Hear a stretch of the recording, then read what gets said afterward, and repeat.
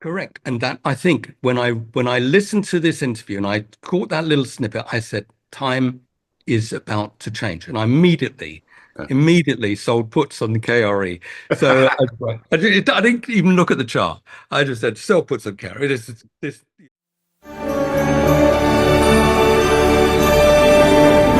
Holy fuck, oh shit, it's a dinosaur! Jesus Christ, what the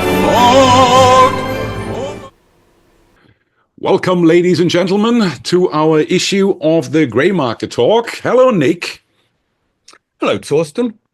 I obviously sent Nick this picture during the week, and it's fantastic. I've just put it in here. It says, what was it called? The Grey Pride bow we should put on, and it said things which actually sum up nicely our state of mind getting older. It's we're old, we're tired, get off our lawn.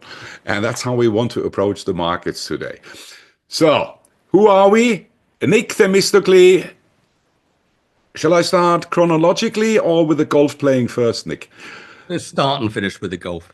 Okay, always played golf, market maker for bonds at the big name companies, chief investment officer with over 60 billion assets under management, doing the same thing like I'm doing now, being interested in market, advising the odd customer or old friends out there, and talking about markets.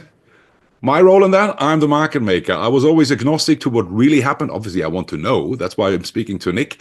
But I never took pride in forecasting big things. Yeah, I believed in the bell curve, served me well, but obviously it's interesting to know what's going on, and that's why we are going into a phase of the market since Mr. Trump took over, which is rather very exciting. Nick, have you seen something like that before?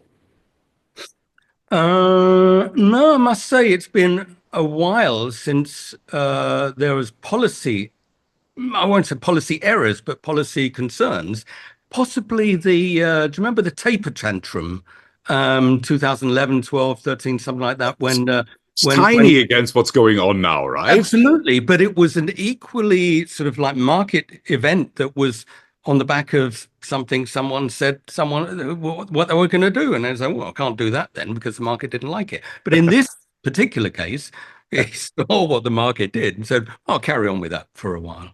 No, it's because I thought, how do we start this conversation today? And some of you might go for long walks to think about stuff, if you think about stuff, because that's one of the skill sets nobody seems to develop anymore. When I speak to the younger guys, Nick, it's always like, when I ask them, when did you just sit down and think about stuff? And they want to answer, and then they realize, no, I haven't. I was either listening to music or podcast or had a movie running or something. However, how do I do that? I do ironing. Yeah? And I did quite a lot of ironing, and I came up with a thesis I wanted to run by Nick. Obviously, I'm a bit biased to Trump because he's not a communist. Yeah, just put it there. I have my objections to this whole tariff malarkey because I'm Austrian school. I don't believe that tariffs do any good to anybody. And I believe in a comparative advantage. A country, wherever it is, will do something cheaper or better or both. And we will have most benefit for it also. But leave that out for a moment. Yeah? Because the question I ask myself, if that's not what he wants, he's not hell-bent on putting tariffs on stuff just to have tariffs. He wants to actually reduce them. And I called that, I haven't heard it before, so maybe it's a thing, the Trump Straddle we're having here. Two ways. Let me explain. On the one side, he's introducing tariffs with the purpose to get rid of tariffs, to make it easier for America to compete in the markets and increase wealth for American companies worldwide. And also at the same time, Austrian school increase wealth for other countries. So a mutually beneficial system. Let's put it that way. That works. And everybody who was saying, oh, horrible what he's doing, he doesn't know what he's doing, will eat humble pie at the end of this market move. Well, then I should be long. I should be really, really, really long the markets, equity markets, that is. Or that doesn't work. He has a lot of tariffs and there's a lot of tension in global trade worldwide. But then he opens up the second leg of the straddle and says, he already issued that on Trump Social. That's why I started thinking about it. Everybody below 200,000 US dollars income, which is middle class in the US, doesn't pay any taxes anymore. So this money doesn't go into investments. This money goes into consumption. Yeah? And then we don't have to worry about anything US related anymore. Then we have a small dip, which we are seeing now. We are in recessionary territory. So whatever happens in the future, and what I left out even, I would call that volatility is going down before you buy the straddle. Yeah. Ukraine. If he stops the war, he has now negotiated this super package where they get half of the royalties of all their, everything good they have in the ground. Let's put it that way. Trump straddle. Here we are in a mild recessionary territory. I think it is a recession, but it will not be hell-bent on destroying the market into a Great Depression. When should I start buying, Nic, or I'm getting it all wrong again? I know it was a big intro, but I think you can pick and choose what you like on this idea. I mean, I think what you've described is actually the way I see it. I mean, there is a plan, in my view. This was the plan. The market reaction was, I mean, it should come as no surprise. In November, we did video. In December, we did a video. In January, we did a video, and we said 180-degree turn in policy, something's going to cause the market to go down. And the level I picked at the time was 5,200. We went down even more. We went to 4,800. So that move down, in my view, was a reaction to the uncertainty.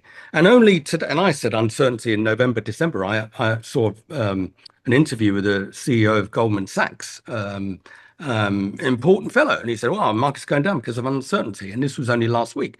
So my view is uncertain 4 or 5 months ago.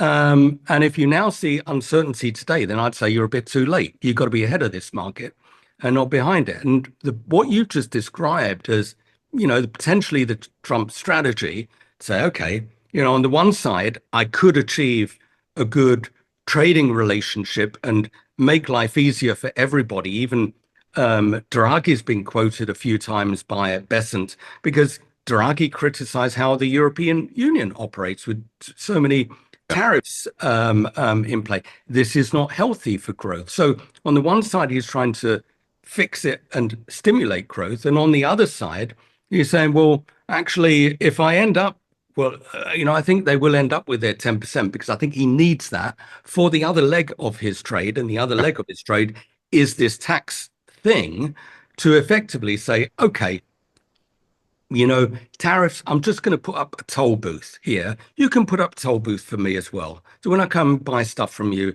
you can charge me 10%. I'm going to put 10% for you when you come in and buy stuff from the American consumer. That's going to work for a while until the time comes when the Chinese consumer is actually far bigger than the American consumer. And then they ain't going to want that really. But bottom line is, this is the plan. But in the meantime, of course, there are risks to this plan. And the risks to this plan, and this was all,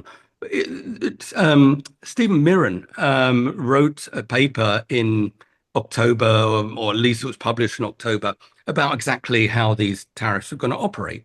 And even he said, well, we could probably it would work up to about 50% tariffs in case there is some backward forward negotiations. But if it goes any higher than that, then they're saying this is a bad thing. And what's going to happen is a bad thing. And the market reaction to the collapse is because they also were fearing, oh, actually, it's not going to be smooth negotiation. China's just said, your size is my size. And, you want 100, we do 100. We do 125. You do 125, we do 145. And, that sort of ping pong, as it were, was not good for anybody and not good for the Chinese, not good for the Americans. And of course, the markets thought, my God, these guys are crazy. And now it's all kind of calmed down because they all realize that it's like the nuclear button, right? They know they can't push it. So they're not going to, so they talk, DEFCON, whatever it is, and then they come back down again. And now they've come down. Beautiful description. That reminded me what you described this year. My size is your size. I heard these conversations. I'm so old. I started trading on the stock exchange on the floor in Düsseldorf. And when you had young traders there, yeah, it was really this the first time they were able to execute client orders. And I said, my size is your size. It's really this pissing contest there. Well, that brought me to the point. That's how you actually dissolve the tension in it all, because as long as it is about, I can't back off now because I would lose face. What is the strategy? Everybody thinks it's so difficult to solve that. It's not really, because Trump has done that before. If we remember, Trump won with Kim Jong-un. Yeah, you both start waving and blustering and bumping your chest, and you allow the other guy to do that as well. And suddenly you're both standing there like 400-pound gorillas. And then you can say, you know what, let's have a beer and calm everything down. And I thought that's what he's doing with China, because China said, well, yeah, your size is my size. Give me some more. So nobody has actually backed off. And now they could say, you know what, let's go. Next time you hear of him, he's in China, or President Xi is in the US. And everything is hunky-dory, and the 10% is actually, I love that. You know why? If I have access to the US market and the only thing they impose on me is 10%, reasonable. Well, I can live with that. Absolutely. I mean, you think about it. Apple, they go and buy an iPhone imported from China, costs $100. So they say it costs 110. Well, if the price of my Apple phone goes up by $10, I don't care, because Apple are making $900. So if you think about what Trump is doing, he's actually taxing these global institutions. They're the people who are going to be paying the tax, right? Because they're the importers. And who are the people who are going to be benefiting from the tax income? It's actually to be the people in the street. So when you think about it, this is actually what, you know, every Democrat has been trying to achieve but failed, is a redistribution of wealth from those global institutions to the common man. And that's a really interesting thing, because that's not really Republican policy. But if you just sort of strip out all of this other stuff, I don't see any difference to that. Apple pay the tax. You know, if they want to pass it on, you know, Trump might say, well, no. Then you need to invest 500 billion in US. Oh, he did already say that. And he's going to be saying that to all of the other companies as well. And the common man gets his tips tax-free, income tax, 150,000, 200,000, whatever has been talked about. You know, that's still open, because that was being discussed at the early stages of this tax bill. And the last sort of thing with all of these bits in it didn't have that in. So I don't know whether or not that's going to make it through. But it's supposedly on July the 4th, Independence Day, as opposed to Liberation Day, is when they are supposed to be publishing or approving the tax plan. And so this is the good news that is coming into the market at a later stage, the second prong of your straddle. Well, the question is that hypothesis, is there some merit to it? Yeah. And I also thought, okay, why are we now? I was bearish for so long, economy-wise. Yeah. We handled it quite well, and we were not long at the right time, and then even short at the right time of the market. So after you see this correction of almost 20%, I know I'm always too early then again, when I think I actually want to be positive. I don't like bear markets. I like bull markets. Bull markets are easier to trade, yeah? Or normal markets. It's nice. The volatility is somehow under control. You get more things right than in a bear market when you have jumps plus 10% a day, minus 10% the other day. Seriously, what are you going to do? If you don't trade with options, you might as well not do anything. However, I thought to myself, okay, maybe we're too early, because it's all about everybody who is operating an econometric model now is reallocating their assets. We've seen it, yeah? The defensive assets are seeing flows clearly going in here. Have we only seen the first leg of a downturn in the market, or did we see again a V-shaped, very brief minus 20% and now up to the races? I can't judge that at the moment. So, I mean, my strategy has been to buy the dip. I've been buying all the way up to almost 2 days ago even. And I paused here. And the reason I pause here is because 100 points above where we are today, S&P, so we're at 5,680, I don't know. Yeah. But at 5,780, As you explained to me, that's the 200-day moving average. And I said, well, it's also the 10-month moving average and the 21-week moving average. And it's also a Fibonacci level, which is the equal leg between the first wave up and now this rally. If this rally goes to 5,780, that's an equal leg. That's a Fibonacci thing. Add it to the 200-day moving average and the 10-month and all of this stuff. You've got a confluence of resistance. And for institutions really to kind of really get excited in the market, they normally like to see above 200-day moving average. Doesn't mean they won't act before, but there has to be some catalyst, in my view, to take us through. So for those who've been buying early, it's a difficult phase at this 5,780 level. If we get there, that's going to be a very, very strong resistance. But above that, it's new highs, right? In my view. I was sniffing around. I haven't bought yet, but I'm clearly looking at things like Nike. Yeah? I had a nice trade on in the high volatility phase, made good money with it. And then you start looking at the charts, the whole development, think, bloody hell, this thing has corrected by over half. Yeah? Then UPS came with numbers last week. You look at UPS and think, yeah, of course, everybody is playing this tariffs panic and no ships arriving in US harbors, and UPS wants to, or has announced they want to fire 20,000 people. At the same time, the unions came up and said, by the way, guys, you promised us to create 30,000 union jobs. So they have now a 50,000 job spread lying on the table. However, these stocks have fallen by half over the last 2 years. If the recession is short and shallow, that's the kind of stuff I want to have in my portfolio, right? Yeah, in theory, I mean, to be honest with you, when you look across the board, and I'm not buying at the high. That's also a psychological thing for me. I don't want to buy it when it's at the all-time highs at 200. I'd rather buy it at 92. Yeah. I've done that in my life, and I must say that is painful. But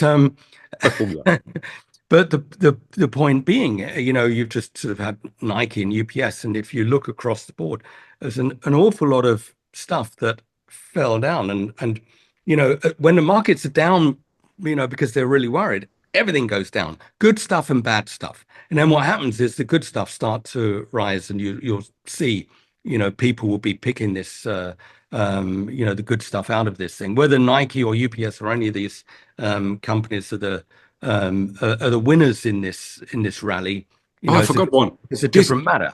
Disney, Linus posted a long-term chart. Have you ever heard of a 5-time bottom in markets? No. Disney, as a company, they've destroyed every franchise they've ever bought. Sounds like one of my cryptos I own. Yeah, it's it is quite possible. I only had this, this stock goes to zero moment. I always defined that for my favorite beverage, Coca-Cola. If they ever come out with, aspartame will kill you, then Coca-Cola is finished, right? And for Disney, I thought, what could be the point for Disney to be finished? If AI gets so smart that every schmuck like us with a script can say to AI, produce me a Hollywood blockbuster film for, I don't know, 30 grand, rendered perfectly, then you don't need any big Hollywood studios anymore, right? Yeah. Yeah, I mean, we still haven't figured out what technology can do. Then you need Google and Facebook because you have to market that stuff. Then you have, at the moment, production costs for a blockbuster is, I don't know, $500 million, and marketing costs is another $500 million. So if you shrink down the production cost to, I don't know, 2 million, then you just have the marketing side, which can be expanded. Another point to be bullish about Google, Facebook, everybody who's selling these spaces. This kind of thinking is healthy, but it reminds me of the kind of logical thinking around the time of the internet, when the thought process was, paper companies, they're pretty useless now, aren't they? Don't need paper anymore. Everyone's going to get emails. And actually, what happened after the internet, the paper usage multiplied because you could just get PDF sent to you the size of a book, and so you print them all off. So actually, the end winners of this thing are, still to be decided. And but I like the thought process, but I'm not sure that that's the final answer. Right? Where we're both tainted through our long experience. Yeah, like Ronald Reagan said, I'm not holding the brief experience of my 70-year-old opponent against him. That's right. No, fine. I No, remember but that. coming back to the original point. So obviously it's recession, it's corporate earnings. And we're right now in an earnings season. And so far the numbers look actually, yeah, quite good. Obviously it's backward looking and people are looking for the guidance for the future. But so far I haven't heard any really horrible guidance coming out. They're all saying what we're saying. It's a dodgy market. We don't really know where it's going on. Everything is dependent on the tariffs. But if I pluck this one point like I did in the introduction and say he doesn't want to have big tariffs, he wants to get tariffs down worldwide. Yeah, I mean, this is ultimately, one part of the game, but obviously, as Stephen Miran points out in his paper, there are other people in this discussion and Yeah, negotiation. And what if, Canada and Europe, gang up, and what if China and Japan and South Korea gang up, and suddenly you get this sort of problem in global trade where it is becoming a lot more regional and antagonistic and difficult. And this is when markets start to get nervous, and Trump has to sort of play that you know bad cop, good cop in the same sentence almost yeah, to avoid this thing going in a direction that, frankly, he doesn't want it to go down. As you say, I think his intentions are ultimately good, but I think he's sort of started the negotiation with a bulldozer, and I think that's sort of antagonized a few people. But they'll come to talk, I hope. And that's the good thing for the markets. That's the positive outlook for the market. That's the market's cheap thing.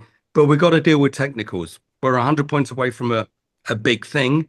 The last, what is it, 700, 800 points have been easy. The next few hundred are really difficult. So, if you haven't played it to now, this is not the time where I would say, yeah. yeah, yeah, this is a good thing. You need to sort of buy when they really hated it. Another great time to buy was after the GDP numbers, God damn it, this week, where this Yeah, information, you called it. it was absolutely ridiculous. But everyone was like, and I was in a chat, with a bunch of traders, and one of them said, "Well, someone must have known." It's everyone must have known because this thing was public information beforehand. Just you need to sort of do the analysis, and that was a classic situation where you can fade this bearishness in that day, and that you needed flexibility, you needed liquidity in order to sort of give you the breadth, no tight stop losses, and I think new low, new high, same day. What a wonderful thing, and a bit of analysis in advance would have helped you. Yeah, but we are stuck again in this point. I like to have opinions, either market bullish or bearish. At the moment, you can't really nail me. I'm looking extremely at technical levels. You already brought some up: 200 days moving averages, 52 weeks. Yeah, all these indicators. What we are doing at the moment, we're looking highly at the technical levels in the market, the mechanics, gamma levels. Yeah, where markets usually react because people like myself or yourself, we have to make decisions simply to hedge our risks, our portfolios in there. We are still caught in this limbo. So I thought, okay, what's the other side of the equation? We can't make up quite yet. Will corporate earnings be fantastic because there will be low tariffs and there will be less bureaucracy in the market and taxes will come down? That's all to be seen in the future. Things can change with every little blip on Truth Social or on Twitter. So the other big point is liquidity. Yeah? What's the liquidity situation in the market? And there are conflicting opinions. One say there's the big 5-year credit cycle coming in. It's getting more and more difficult. And then you hear the opposite point to say, yeah, now money is flooding in. They have been restricted and we're just at the down trough and it's picking up again. What's your view on that, Nic? Well, liquidity is important, and who are going to be the liquidity providers? That's going to be the Fed, so the central banks. And the question is, ultimately, are they willing to play ball right now? Are they on top of the game? Are they focused on interest rates rather than on liquidity? And I'd say the jury is out right now because there is absolutely nothing on the horizon whatsoever of the Fed basically saying, well, we think the markets could do with more liquidity. They are not, they don't have things on their radar. The Fed, the central bankers are reactive They are not proactive. So it is possible that you do get, again, problems, in liquidity and in financial markets. That suddenly they say, "Oh, I think it's time for us to do something." But today, liquidity is, you're okay for a few months, most likely, but you look a little bit further down the curve and you can see some problems ahead. And what that needs is a proactive central bank that is going to be adding liquidity into the system, because I think this is necessary. So that's what we had all the time in recorded history, proactive central banks, right? You said it. And that's the advantage of being independent. Uh, of course not. Yeah, but these are the guys who sit at the trigger, yeah? And obviously, when I came with my Trump Straddle, it comes from the Powell Put, yeah? Or the Greenspan Put. Or was the Greenspan Put the first time they brought the Fed put in? I think yes, huh? I think you're right. Yeah. So we are in that situation now where if I reflect and say, okay, the whole economic growth in the United States came through government spending over let's say over the Biden administration. And the Fed was very accommodating in that situation. Now you see the whole edifice crumble a little bit. Corporate earnings, question mark. Tariffs, bigger question mark over the whole scenario. Employment doesn't look as super bouncy as the Democrats told us it was all the time. Now the Fed should actually come in, and Powell sits on his hands and is contemplating, oh yeah, big inflation coming down the road. Yeah, I mean, there is really an issue about whether or not Powell is going to be behaving in a way that is, good for the country, or whether or not he's going to be behaving in a way which is to prove he's the boss. Question mark. So I'm not sure. Strictly he should do what's right.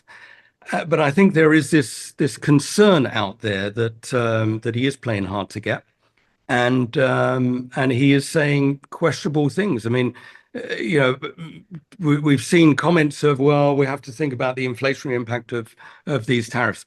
Then they're not even contemplating, well, actually the economy might be suffering. There's a lot of uncertainty. People can't plan. We have to be Employment going down.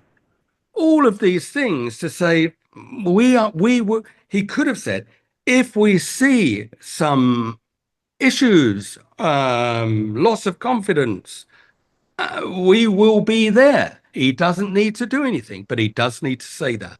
And that's where this debate about whether or not the Fed should remain independent ultimately, begins. It doesn't end. It's where they have to ask the question, are these people really acting apolitically, or are they there just to stir some more trouble? So it's a big question.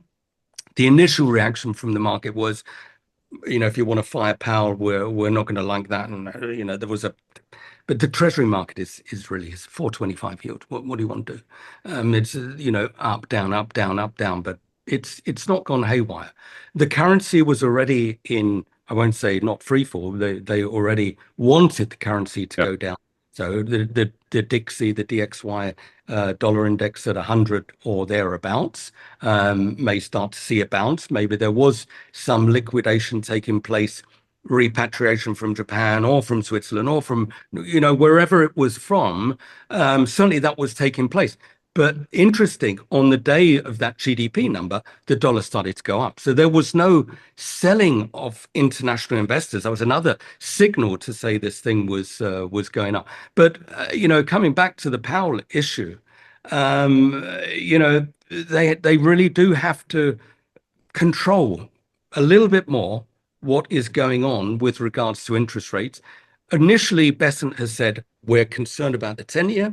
We want to see 10-year yields go down. Powell is the front end, so we don't need to touch him. He can stay independent, leave that alone. But all of the things we're doing is going to be good for the long end of the curve. Therefore, we expect yields to come down. Well, that didn't work very long because yield started to rise, term premium started to rise, yield started to rise. You think, well, what have I got to do? And ultimately, I think they do need more tools from the government if they want to control yields. Yields are just a reflection of growth. If you want low yields, then you better understand you want low growth. You can't have that. So if you want to control yields, then you need to do yield curve control. You need to do other things in order to encourage people into the long end of the curve. Maybe that's the tariff negotiation. Maybe you say to the Chinese, all right, it's 10%, but your T-bills are now 30-year bonds. You cool with that? And it could well be that is their way to reduce the yield. But if they don't get that in a negotiation, then they're going to need to control the interest rates. And control the interest rates, you need yield curve control. Let me jump in here, because that was the rumors over the last 2 or 3 weeks we heard in the market, is that there was some big deleveraging going on behind the scenes, especially on the long end of the curves. Big hedge funds and unwinds and stuff like yeah, that. being about to be blown out of the water. So now you're the Fed, yeah? You hear all these news, you have to do some rescue missions. You have to take JP Morgan, save these suckers and save these suckers and put some money in. So you know about the state of the financial markets right now. What reason, what excuse do you have to not take bloody interest rates down? Yeah, it's not necessarily interest rates down. As I say, you could be saying things that we noticed there was a blow up possibly in basis trade. The Yeah. markets are highly leveraged. There's a lot of uncertainty going on because of geopolitics today. We are cognizant that this may have spillover effects on the economy. It is incumbent upon us to be there to make sure that these issues remain over there and they don't affect the economy. And we stand ready to act, whatever form that takes. And they were silent. And that sort of, for the independent observer, I might say that they are, again, not acting independently. They are, this is a political game they're playing right now, and this is not the game they should be playing. Isn't it a myth anyway that they're independent central banks? Because being an old geezer like myself, I have the impression central banks are never independent. When conservatives are in charge, the central banks do everything to act independent because it's against the targets of the capitalists in charge. When the commies are in charge, or the socialists, or whatever you want to call it, they're very accommodating to their wishes. We've seen it under Biden, and we see it now what happens under Trump. So this myth of independence is rubbish anyway, right? You might as well remove that and say, that was the point we discussed in the green room. Is he going to fire Powell? What could he do? Yeah? The Federal Reserve, what not a lot of people know, is an independent company. Yeah? It's a private company, actually. However, there is some law where the president appoints the Fed chairman. But if it's a private company, it's been owned by Goldman Sachs, but you name it, by all these guys, you could lean on the shareholders and say, I don't really like what Mr. Powell does because he's not supporting his dual mandate, employment and money stability. He's doing the opposite. Do you think he gets rid of him? Well, I think he will. He'll do it in a different way. Guys like Trump don't rely on whether or not he can convince Goldman Sachs or whoever to vote this guy out. So they want to make the decisions themselves, and I understand that totally. But I think most likely, Powell's time comes to an end in sometime first half of next year. And Bessent has already said they're going to look for a replacement sometime in the summer. My guess is they're already looking. And then, he gets appointed, and then they say to him, right, you're doing interviews every week. And then suddenly it is the voice of the new guy that is more important than the voice of Powell. And that's a way to do it. That's the second way, is that there is a change in the interpretation of the law, that Powell can actually fire who he wants at the Fed. Even though the Fed is technically independent, he can fire whoever he wants. And again, he's probably decided there are two ways to do it. One is you go out and fire it and take your chances with the market, or you go out there and say, let's go and look for his replacement and phase this guy out. And I think that's probably the path that he has been advised by the likes of Besant to follow, because it's the one that's probably least disruptive for markets. But to the casual observer, who we've all been taught independent central banks damned important. We read all about, oh yeah, got to be independent. But of course, the reality is these guys have made some tremendous faux pas over the years. The most recent one is not understanding that an increase in money supply from the government causes inflation. And that sort of faux pas was not just done by the Fed, it was done by the BOV, done by the ECB. So you could argue, what's the point of having independence? Rather, the most important thing is to have the person who's in charge of either an independent or a non-independent organization is somebody who truly understands how money works. And that's already your first step to getting confidence of the markets in the central bank.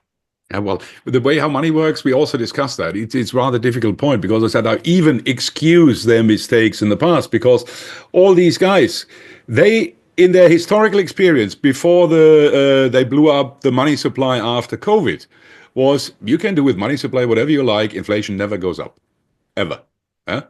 Just look back. Print money, what happens? Nothing. The bond markets, people like us expected, oh yeah, inflation will pick up. It didn't do anything. So they followed their rule book, and suddenly it seemed to have been the amount by how much you print. There will be one point reached where what's the straw that broke the camel's back? Very good. Where you actually print a little bit too much, and market starts realizing. And that gives me a nice segue into gold markets.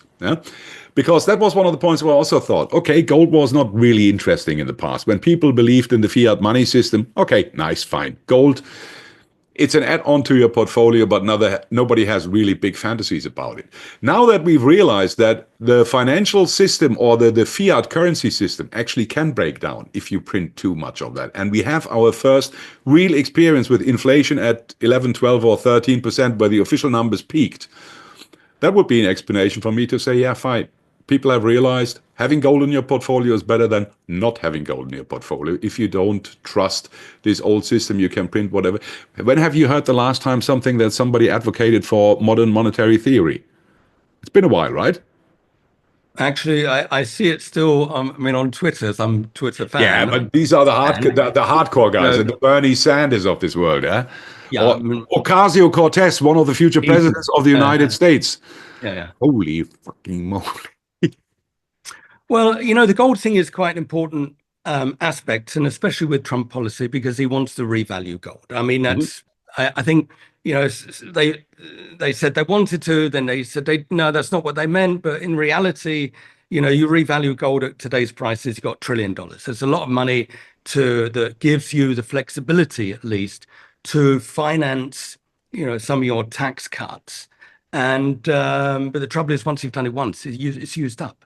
Right. Yeah, so but I did the calculation. I did the calculation in one of my videos, right? I said, okay, if they revalued at 5,000 or a little bit above that, they could shave up almost 7 trillion of the U.S. deficit, right? Having 37 trillion in debt or only 30 billion, that makes a big difference. I understand, but the issue there is that let's just say you decide I'm going to revalue gold at 10,000.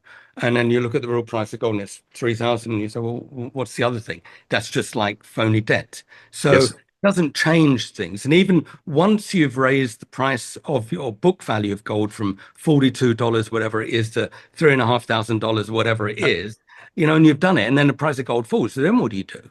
But my point is, you've used that trillion for your sort of handouts, whatever, corporate tax done for this year. What do you do next year?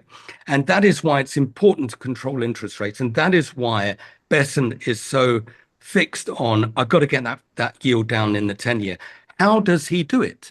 And, ultimately, he can't do it when the Treasury, he's trying to grow the economy. Nominal real GDP 3%, inflation 2%. That's 5%. So already you've got 5% yield or thereabouts for the 10-year. Let's just say, for the sake of argument, you've got 5%. At the moment, it's 4.25, and you've got $1 trillion a year bill for interest rates. So you did the gold thing that kind of got you out of trouble for a year. What do you do next year?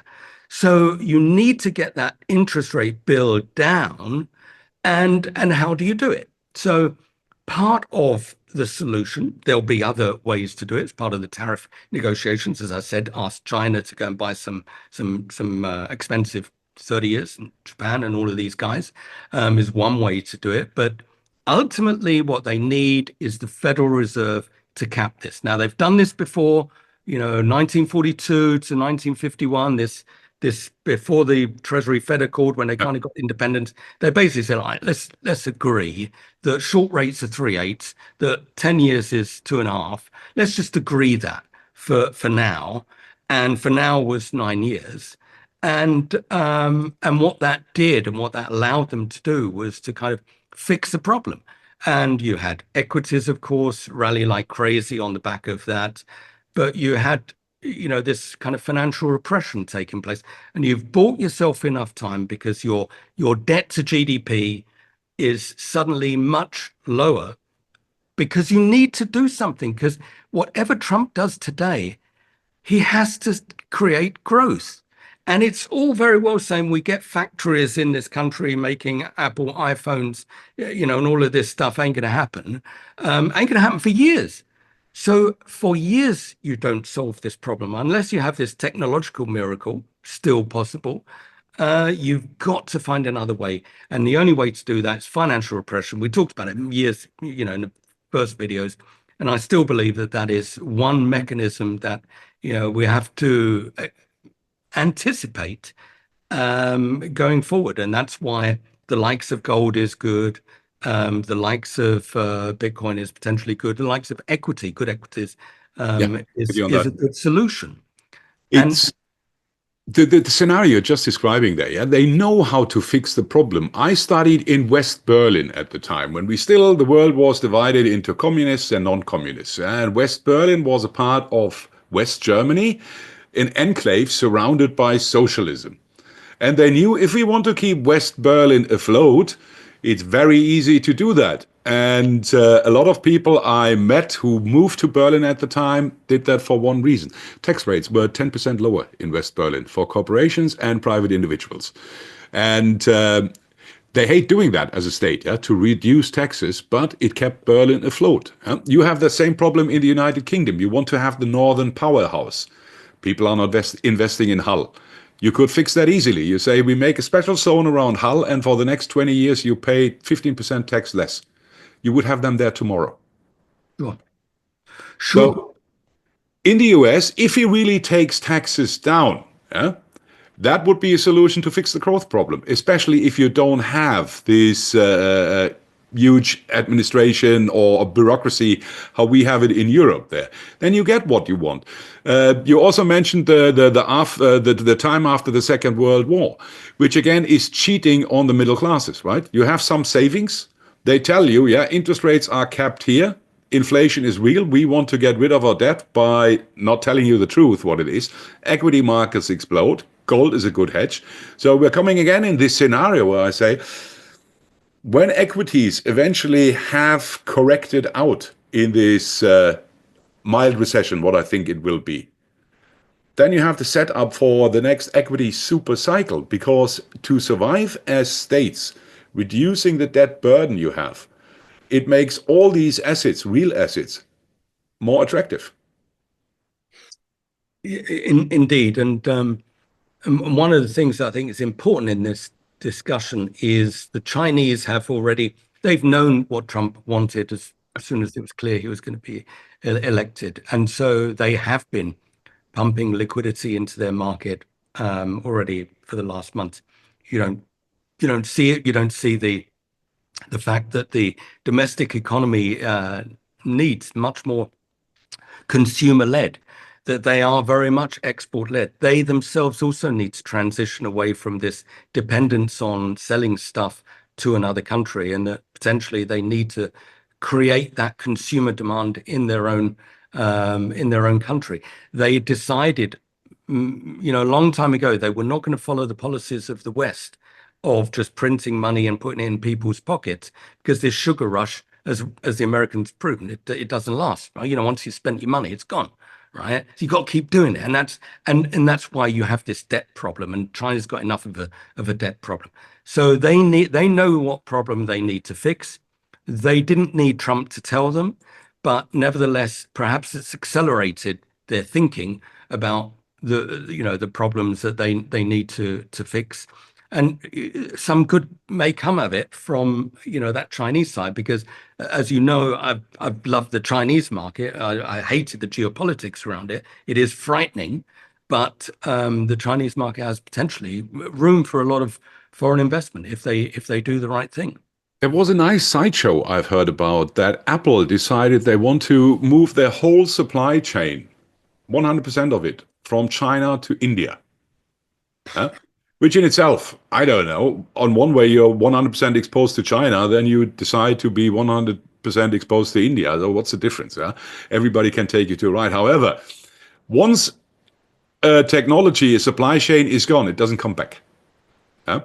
And if Apple, as the leader over there, starts doing that, others might follow. And then the Chinese are running into a problem, because all the stuff they were producing in reliable quality at cheap prices for the West are not in their portfolio anymore. They've gone partially to Vietnam and other places anyway already. So what is the next point then to say, okay, China, they have an overaging population. They're probably not 1.3 billion. I've heard a lot of number counters out there who said they're cheating with this number. It's not the real number. They're far lower populated than they say they are. Which is also interesting to think about. Then you have India, democracy, up and coming. Great place to be. Apple thinks so. Other people will think so soon in the future. Is China at the end of the rope then if they don't get it right now? Well, they need to fix the problem. Yeah. They have seen, big property bust. They need to stimulate. They need to get this stabilization of property prices. They've got these 300 million migrants that they need to encourage to come into the system. They've got a load of properties which they don't need to blow up. They can house the 300 million migrants probably. There are many things that these guys can do, and what you're describing about India sounds like an even further development of the Indian economy. And the world needs more development out of these developing countries. So we always liked India on this channel. We're doing it now 1.5 years. India was always one of our favorites, wasn't it? Absolutely. But what Apple is doing, okay, fine, but it doesn't solve Howard Lutnick's problem to go and make Apple iPhones in America, does it? He just says, well, I've got a good idea. Let's shove the problem from problem A to problem B. So guess who's making Mercedes cars in America now? Well, they've given it away with a name. Came out this week. Daimler is going to build Mercedes cars in the United States now. So there was so much I wanted to interrupt you. I do that all the time anyway, but so much I wanted to say. The Americans, what have they now created? They're effectively, through these tax cuts, they're getting, hopefully for themselves, tax income from these tariffs, this 10% toll, which they've put up. They then use it on some tax incentives for corporates. European companies looking over there saying, hang on a minute, no bureaucracy, lower tax, where am I going to... energy prices, a fifth of what we are talking out here. Energy certainty, intelligent population, right, so what does that do for Europe at the time where they just said, right, $1 trillion, we're going to go and build stuff? And what it does is it forces Europe to think about its bureaucracy, its tax levels and stuff like this. And what does this all create as a problem? Creates a bigger debt problem for everyone, because suddenly through lowering of taxes, you now say, well, then the Europeans got to lower their taxes, and then your Americans are lowering their taxes. Well, who the hell is paying for the debt? Actually, and that's where you need to fudge it with lower interest rates. That's where you need to fudge it with financial repression, because there is no income anymore coming from the sources. There is no income. There is less income coming from the sources that were paying this in the past. That's why it's very important. Another scenario why gold is not a bad portfolio hedge. Yeah, I would say, like everything else, don't bet everything on one thing No, or of other, course not. But because you just beautifully described the situation. Where's it coming from? We know where it's coming from. We see the memes with Powell shooting out all this fresh money in a printer, and they will do that in Europe. They will do that in England. They will do it all over the world because that's the only way how they can redeem their useless purchasing power paper thingies called bonds. they need to fix that problem, and it is super important for them to do that. They need to get much more diverse use out of the dollar, especially because the likes of China and Russia and Japan and so on have no, if you're exporting less to America, you're getting less dollars. You already decided a long time ago that you were not going to be putting more money into the dollar market. You put it in gold, you put it in Belt and Road initiatives and all of this stuff. And so they need to find new sources for the dollar. And you heard, one of the things Scott Bessent announce or discuss in talk shows is stable coins. So all of these, African countries where people are operating in an unbanked situation, they already play around with stable Yeah, coins. yeah. So, all of these things are treasury backed. So actually, that's the demand. That's another demand for treasuries. And these guys, this clever team, are are looking at all ways to find solutions to the problems that they've got, including the likes of stablecoins. So I'd say the problems will get solved because they're being focused on. The problems may well sort of start to appear in Europe, where you say that Germany are now making cars in America, and there'll be a lot more people to follow if Trump does follow through on his initiatives. Well, you said it's stablecoins. I had a conversation with a friend in Switzerland. He is very successful in the gold business. Yeah. And I said, why you guys are not building an equivalent of, it's not a new idea, I've said it here before, Fort Knox, and go back to the Knight Templars model. Yeah. You memorize a 15-digit number and you can pay with that like with Bitcoin all over the world. And that's all secured by real physical gold, which you have in a mountain fortress in Switzerland. And just in case I want to redeem it, I show up at your gates with my 15-digit number and you hand out the little coins to me. And you could use that as a global trade currency where people could be reliant on. Yeah? There's nobody controlling gold, there's no supervisory board, and you have this real electronic stablecoin certified by gold. Problem solved.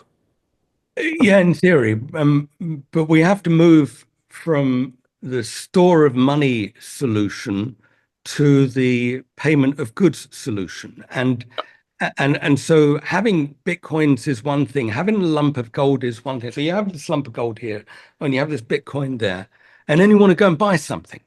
And you say, well, Yeah, but once I've spent it, how do I get more of this stuff?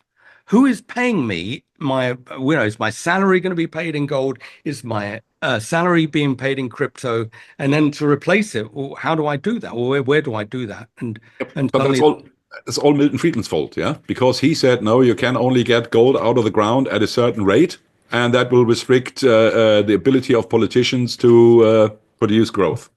Okay, fine, yeah. Very plausible. Man got a Nobel Prize, and I love him to bits.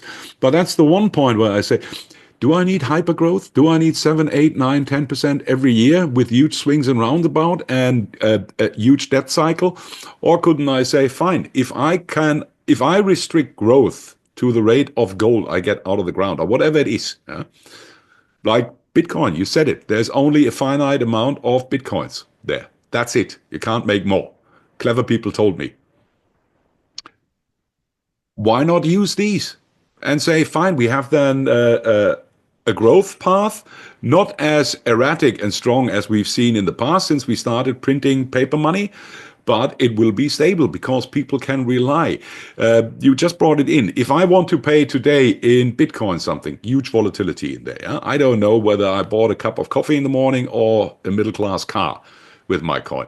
Gold in normal times doesn't have this huge volatility. People can somehow rely that next week the price will in gold will be rather be roughly around what it is today. So it makes it a medium of exchange again to buy products with it. That problem would be solved there.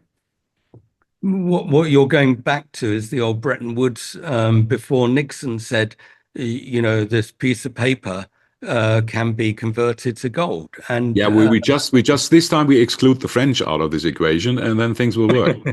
and then, but the problem is the politicians do not like to be restricted. Yes. Yeah, they do not see any sense in having anything where there is a restrict supply. If you listen to Yanis Varoufakis, when he was the finance minister of Greece and he was asked about Bitcoin, he said, oh, Bitcoin, what's the point of this thing? The supply doesn't increase. That's the point. But when you ask a politician, they want something that has an infinite supply because ultimately these guys want to be re-elected. And so when you have such a system, until you've trained your populace to say growth is just 2%, that's all we can get out the ground, right? Just get used to it. And we fix ourselves to that. These things have not lasted. These promises have not lasted. And so that's where we are today. And this debt problem needs to be solved. If you ask a modern monetary theorist, it doesn't need to be solved. It does need to be solved because people lose confidence when they just realize that the stuff they've got has an endless supply, is growing at the rate of about 7 or 8 or 9% a year, and they're only getting a coupon of about 3 or 4% a year. And then that's where they say, well, what's the bloody point? And every country is doing it. So you say, well, therefore we're all doing it. It's okay. But when you get a problem like you have today about geopolitics, they are all into, well, right, well, we need to save ourselves. What's the net international investment position in America? If we pull out all of our investments, we can get the money back and save ourselves. The world falls apart. Well, So they that's need the to big. fix this problem. You have a problem for civilized society there, you're just describing, because we see that all over the planet. People are losing confidence in our political classes. Yeah? In the United States, Trump only came in because people did not trust the general flavor of politicians anymore. We've seen the same in the United Kingdom. You had by-elections and various council elections over the weekend there. No, during the week. Thursdays is always your election day. Reform Party, huge, creamed everybody else. So people do not want to have the standard politicians anymore. Same in Germany. Yeah? As a liberal, been since I went to university, there is no need apparently in Germany for a liberal party, not an American way, but for the FDP. Yeah? Somebody who says, get off our backs. Yeah? Don't take all these taxes away from us. Let us do and let us have our life. They are at 3%. The AfD is now higher than the CDU in parliament, and they're the only opposition, and the only opposition we have in Germany are people, we call it the horseshoe theory in Germany. In German parliament, in the olden days, you had the far left and the far right sitting in parliament right at the top. So they were almost touching each other. And that was always the point for me. I don't like it if a lefty tells me how to live my life, and I also don't like it if a righty is telling me how to live my life. So where are the bloody liberals? They seem to have disappeared, and that's where I see the danger for civilized society. When the only option is for the people to say, I don't like what you're doing, then vote for the other madman on the side. You're not getting really a solution. You're just getting the same problem attacked from a different angle, but the problem stays the same. And that's where I have, at the moment, my squabbles. If we don't solve the money problem, that people having less and less of their lifetime they work for in their pockets, especially destroying the middle class, that's what's happening here. The whole system falls down. Huh? And then we're in a different scenario altogether. Correct. That's why they need to solve the problem and make an unsustainable system more sustainable or more solid. You saw these, basis trades blowing up, whatever. Well, okay.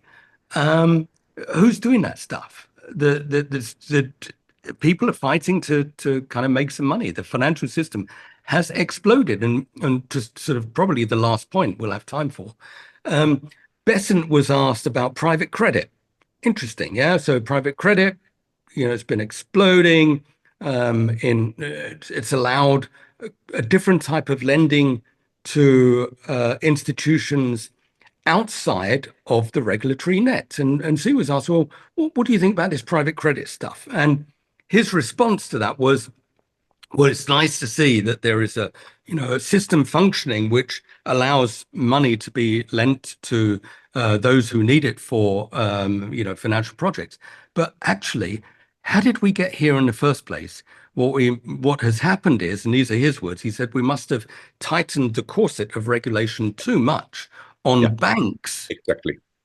and we need to think about loosening that. And if you think about trade, this is very supportive for, my belief is small banks in America, because if suddenly he reduces regulation, he encourages lending by these organizations within the regulatory framework as opposed to an unregulatory environment, potentially this is a good story for him. This is Yep. not the only solution for growth, but this is a good story. You're dead on the money, but there hasn't been a small bank established in the United States over the last 15 years. Correct. And that, I think, when I listened to this interview and I caught that little snippet, I said, time is about to change. And I immediately sold puts on the KRE. So I didn't even look at the chart. I just said, sell puts on KRE. This, you have to Well, do that. it's one of the charts Murad and I always look at as a long-term trading pattern. Yeah, so we have this three-pronged long-term head, shoulders, head, shoulders, head, shoulders. At the moment, we're building out the third shoulder in the third pattern of it. And obviously, it's too early to trade, but we bang on about it and said, okay, fine. If you break the neckline, then you are in a world of pain. Then all these small banks will die. Yeah, then you have, Marx was right, concentration. Then you will only be left with Citigroup, JP Morgan, and I don't know who. If that doesn't happen, your scenario might come in that people say, yeah, fine, have competition again. Our good friend Anand, who sits in Hong Kong, runs his own hedge fund. They are in Indian private lending, and they're providing a fantastic service for their customers. There's a huge demand because money gets allocated to places where it's actually needed and has creative use in it. Yeah, dead on. We have overregulated the market that money doesn't reach the creative guys anymore. We see that, sorry to bang on about Germany. It's again, we want to have all these entrepreneurs coming to Germany, build up stuff. Everybody of my non-German friends, I say, hey, have you ever considered setting up shop in Germany? They laugh in my face.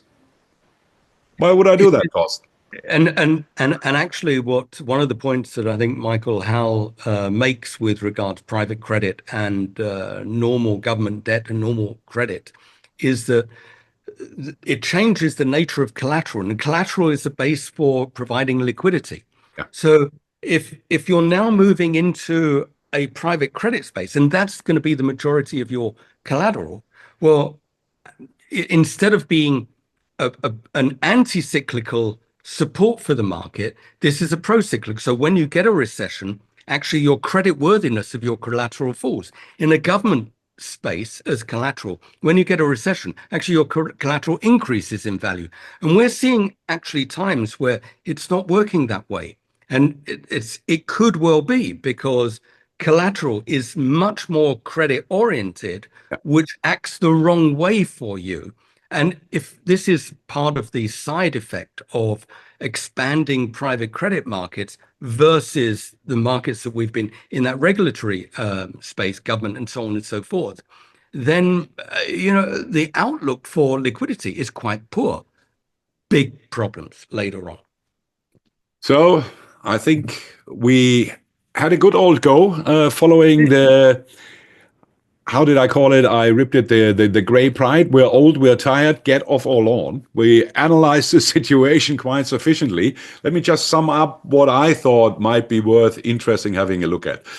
If the recession is shallow, yeah, and they do the right things, yeah, the Trump straddle there, and if you can't stop yourself from investing right now, even though Nic pointed out we are now somewhere in this twilight zone where it could go both ways, Look at stuff like, and there are a lot of bombed out stuff out there, Disney, UPS, the things I sniff around at the moment. What will start recovering massively if you have a good economy? Those will be the things psychologically even more valuable. You don't buy shit at 200, you buy it at 100, yeah? It might lose in the meantime a little bit more. If you go in the right companies, they will cover and then some, having with it. I believe this whole Trump thing is a game, it's a play. And 90% of the press, there was an official study from one big university which went into all the reports on public television in the United States, positive versus negative bias towards the Trump administration. 90%, not the positive side, negative. Yeah? So we also have, as investors and speculators, think, okay, are we believing the stuff we are seeing here, or are we waiting for the real outcome? Do we see corporates making money? That brought me back into the time when I almost bought into it. I was a young man, just a teenager then, when they told me, and I believed it at the time, that Ronald Reagan was the worst person in the universe. He was a warmonger, he was stupid, he did everything wrong. The Third World War would be around the corner, economies would fold, and it was the end of times. I became older and I started to look at what was really happening. Yeah? And the next time I heard it again was, I always had a soft spot for W in my heart, when Bush became president. You remember it? The man was illiterate. He can't read. He can't talk. He's a warmonger. It's always the same playbook. The moment somebody who is not following socialist ideals is in. We have that again now. Yeah? Let's see what comes out of it. It's, yes, I'm a little bit too early. We are in a recession. There will be rebalancing of portfolios. We see it in the market. I'm going to make a Murad's Monthly with Murad next week, where we go into the details again. I had this conversation with him beforehand, and he said, yes, what you can see is clearly all the defensive part of the equity market is getting piled in at the moment. It's a natural reaction to what we are seeing. However, in the long run, your cycle analysis and Elliott Wave said there's a good chance, if you get the count right, that we see new super highs in 26 as the last leg of the move, right? It's my interpretation that the finish is not. We haven't seen the high, in my view, and but I'm after. But it's so dangerous, this last 1,000 points, if you like, or the last 700 points, wherever we get to, that you're going to be forced to go in my view. You don't want to go in at the top, rather go in now. Or at least that's where I sort of decided after we saw this sell-off. But after this next move up, I think there are just too many problems ahead, and you rather play cautious. Yeah, Nick, what's 1,000 points? It's a good Tuesday morning nowadays. It's amazing just how violent the price action has been intraday. Moves intraday usually were enough to see returns for the whole year, and I'd say that's not a healthy environment. Well, it's a surefire thing for me. I've been around a couple of rodeos. That's not a healthy bull market where you have these moves in there. Yeah? Correct. Or a healthy bear market either. Or healthy, exactly. If you can have a healthy bear market. So thank you very much for that, Nick. Last word from you, or have we already had the last words just in now? Because I'm going to clip that and put that in front of the video. Enjoy your lunch. I shall do that. Thank you very much for your time. Thanks to all our viewers. I hope you found that entertaining, as I and hopefully Nick always do. And see you soon again on this channel. Bye-bye. Bye-bye.